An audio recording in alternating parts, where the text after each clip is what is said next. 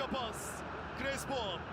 Önü boş kaldı. Crespo kaleye baktı. Crespo vuruyor ve gol! Koli sağdan attı, solundan geçti Salah'ın. Koli çevirdi içeriye. Borini döndü. Vuruyor ve gol! Borini kurtardı Salah'dan. Bıraktı Kouassi'nin önüne, karşı karşıya. Vurdu, gol! Kouassi topu yere.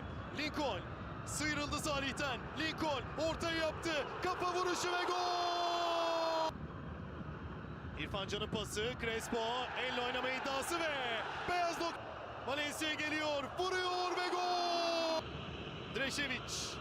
Kouassi. Borini koştu. Onun önüne. Borini sıyrıldı. Yerde penaltı.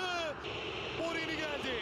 Fabio Borini vurdu, o da attı. Fabio Borini. Valencia gitti Viraski'nin üzerine. Çalım attı. Çevirdi. Joao Pedro bıraktı. Valencia duvar ördü, önüne savunma. Ener Valencia. Valencia.